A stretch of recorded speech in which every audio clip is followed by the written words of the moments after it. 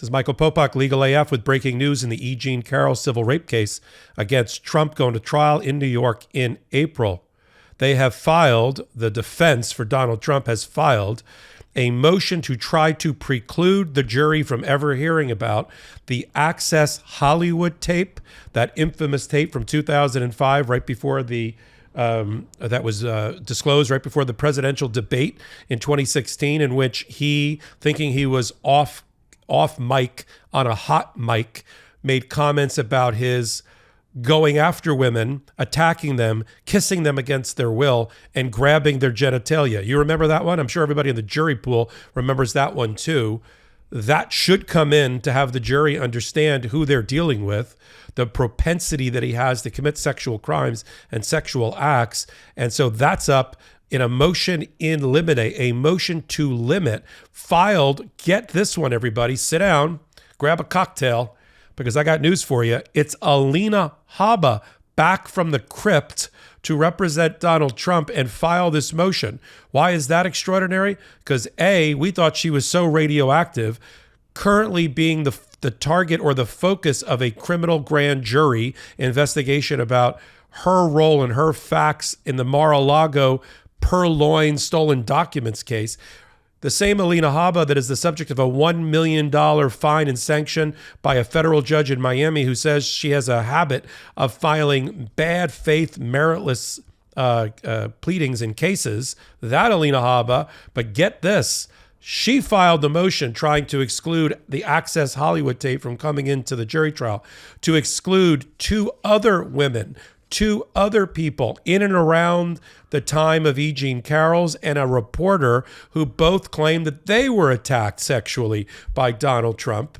And they both came forward after watching him in the presidential debate against Hillary Clinton completely deny that he ever did what he said he did in the Access Hollywood tape, that it was just locker room talk. That got their blood boiling because they were the victims, according to their testimony, of sexual assault by Donald Trump. And of course, the Trump side wants to keep that from getting into the jury. We're going to talk about the evidence rules that underlie the motion. But the most interesting thing for me is, where is Joe Tacopina? Joe Tacopina, who made a giant appearance with a lot of smoke and mirrors about a month or so ago, and we reported properly that he's now the lead trial lawyer for the case. And Alina Habba told the opposing lawyer for E. Jean Carroll, Robbie Kaplan, in a letter, she's out of the case. In a conversation, phone conversation, she's gone, Joe Tacopina taking over. So we thought, all right, Trump has backbenched a radioactive Alina Habba. We'll never see or hear from her again. Wrong. Obviously, when Joe Tacopina wants to have meritless motions filed, ones that are dead on arrival and will never win, like this one, to preclude two women who will testify under oath that almost the exact same things happened to them, to which Trump made almost the exact same comments attacking them, that kind of motion, and a motion to keep out the infamous Access Hollywood tape that, I mean, I don't know, you'd have to be Rip Van Winkle or living under a rock to not know about that one, that shouldn't come in as evidence. He picks Alina Habba to file the motion. And what I mean he picks her, it's only her name and her firm's name anywhere on the pleadings. I've been practicing law for 32 years. I've been co-counsel with other firms right now. And my firm's name and that firm name is always listed on every motion or every pleading that's filed to show that we're co-counsel in the case. We don't drop one of the lawyers only if that lawyer wants to stay as far away from radioactive Alina Habba and this motion as possible and try to retain some sort of shred of credibility with the judge, Judge Lewis Kaplan. But that renders this motion basically dead on arrival. The judge has eyes. He can see that Joe Tacopina is no longer listed on this motion on behalf of Donald Trump.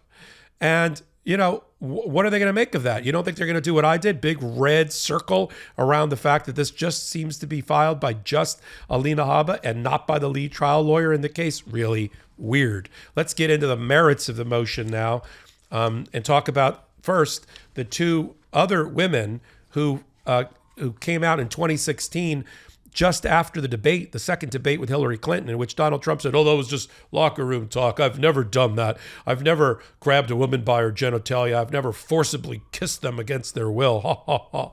Well, the people that he did that to and the victims that he did that to, like Natasha Stoyanov, a People magazine reporter, and Jessica Leeds, who was next to him on a first-class flight, who got groped, they begged to differ and came out as victims of Donald Trump's sexual conduct, just as he outlined it in the Access Hollywood tape. Specifically, Natasha Stoyanov, during the 1-year anniversary of the marriage of Donald Trump and Melania, was doing a puff piece cover story for People magazine at Mar-a-Lago. It's all coming together now.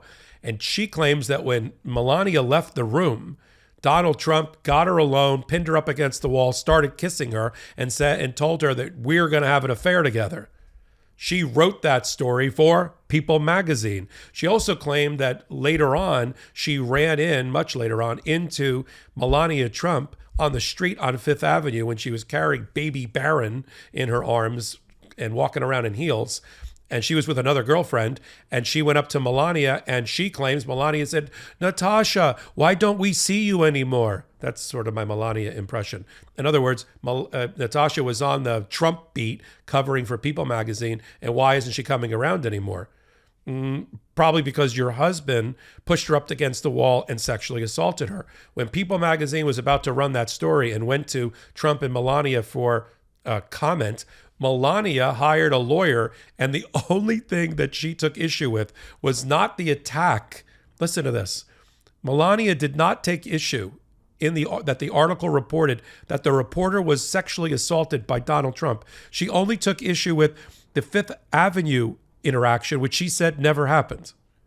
Well, I got news for her. Natasha Stoyanov has a friend that was with her on the sidewalk on Fifth Avenue and remembers the conversation.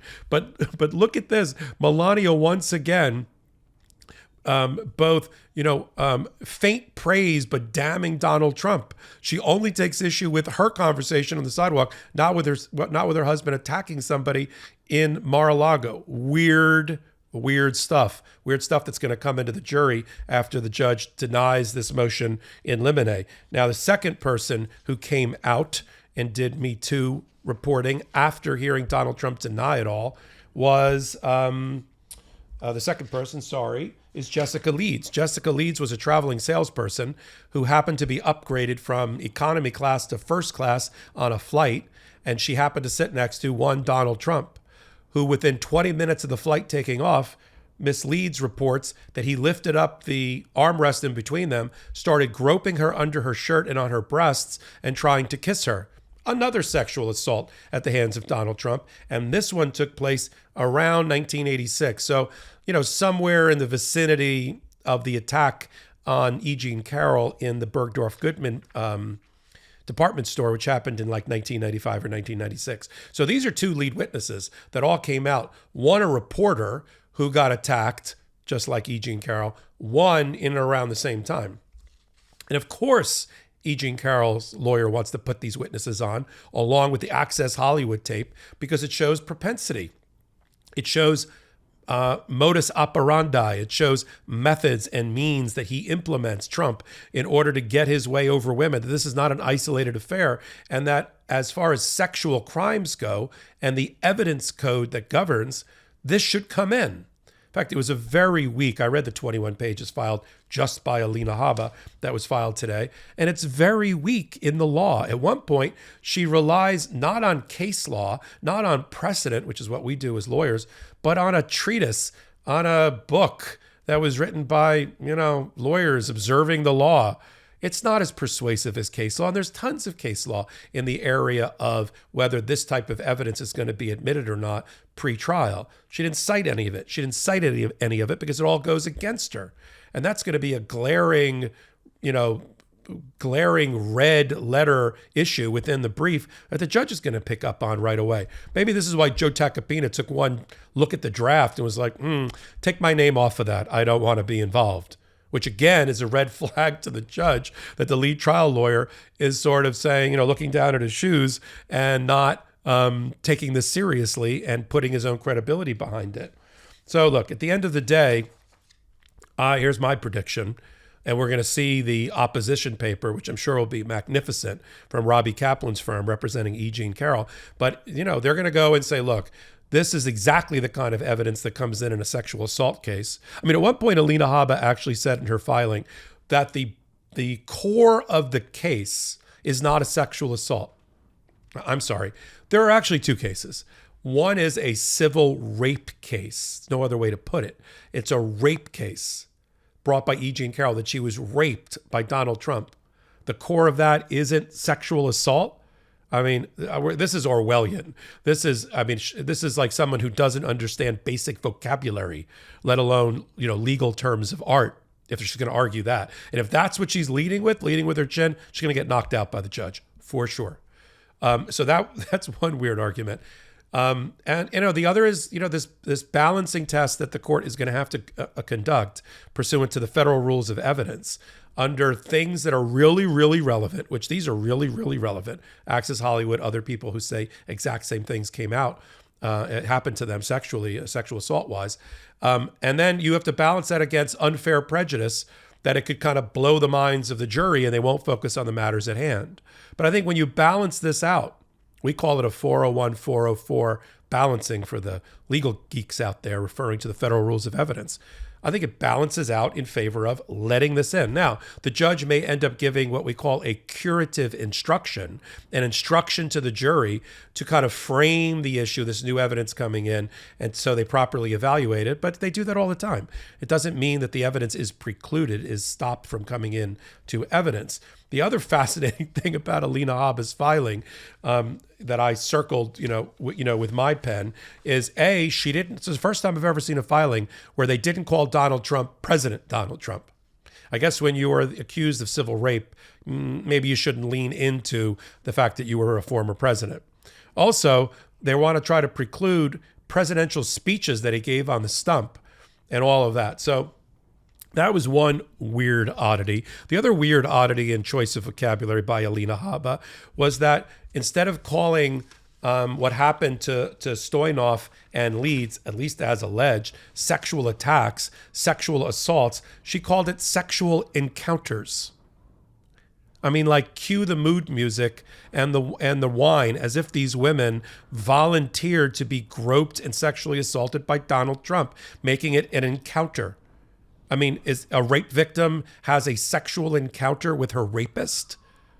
Yes, if you're Alina Habba, apparently. I mean, they'll just go to, they know no boundaries, no decency, is within their reach. Even when they're writing the vocabulary with these loaded terms that judges like Lewis Kaplan will see right through and be insulted by them, insulting his intelligence about what the allegations are. Why do that? You do that, but when you're unsophisticated, inexperienced, and sort of weak-minded in your approach, and that's what we have with the lawyer that's representing Trump now. A lawyer that, seriously, I thought she was so buried by Donald Trump, we'd never see her again. But again, she's very good at filing things without merit and bad faith, so I guess Joe Tacopina looked around the room and said, oh, we're going to file this thing that's a loser? Okay, Alina Habba, and don't put my name on it. That's where we are. The other thing that's very interesting, and I'll end it on this, about the closeness of the similarity between what Donald Trump said about E. Jean Carroll and what, for instance, Donald Trump said at the time about the allegations of the reporter Natasha Stoyanov, is that they're eerily similar. No surprise. But remember, Donald Trump, when faced with E. Jean Carroll's civil rape allegations, made a couple of comments that are now infamous, and that he will rue the day that he made those, and he will live to regret at trial. One of them was, she's not my type. Look at her. She's not my type, so the civil rape couldn't have happened. I mean, let's put that aside for a minute. And called her a con, a liar, a fraudster, and can't be believed. Hold that. Let's compare that to what he said about Natasha Stoyanov in 2016. And listen to these eerie similarities between the two. He said, let me just get it exactly. He said about Stoyanov, you'll think I'm talking about E. Jean Carroll, but I'm talking about Stoyanov. He said, she lies. Okay, that sounds a lot like E. Jean Carroll is a con and a liar. And look at her. I don't think so. That sounds a lot like she's not my type.